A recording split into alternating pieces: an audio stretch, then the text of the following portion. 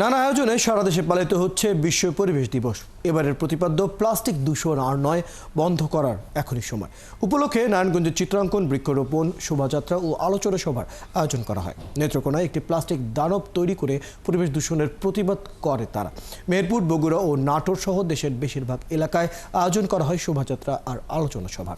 সহকর্মীর তথ্য ও ছবিতে প্রতিবেদন।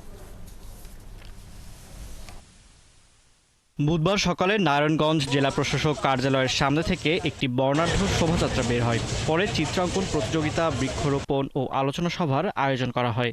প্লাস্টিক আমাদের পরিবেশকে দূষণ করে, পলিথিনই আমাদের ধ্বংস করেছে। মাটি দূষণের মতো নদী দূষণ, আমরা নদীকে হারিয়ে ফেলেছি। কাগজের যে ব্যাগগুলি, সেগুলিকে আমাদেরকে করতে হবে, যেগুলি ডিসপোজেবল। আলোচনা সভায় পরিবেশ অধিদপ্তরের উপপরিচালক রাশেদুল ইসলাম বলেন, জলবায়ু পরিবর্তন ও পরিবেশ দূষণের প্রভাব কমাতে প্রতিনিয়ত গাছ লাগাতে হবে এবং প্লাস্টিক দূষণ বন্ধ করতে হবে। জনগণকে আসলে সচেতন হতে হবে। সচেতন হওয়ার বিকল্প নাই, কারণ আমাদের পক্ষে তো সবার পক্ষে একের পক্ষে সম্ভব না।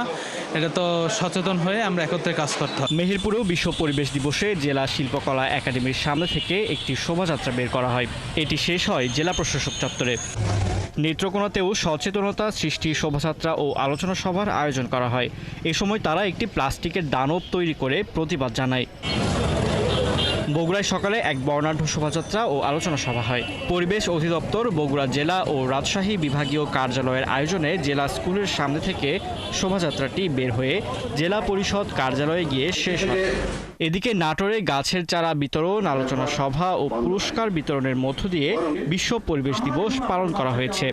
বুধবার কালেক্টর ভবনের সামনে থেকে শোভাযাত্রাটি বের হয়। ফারদিন নীরব, ৭১।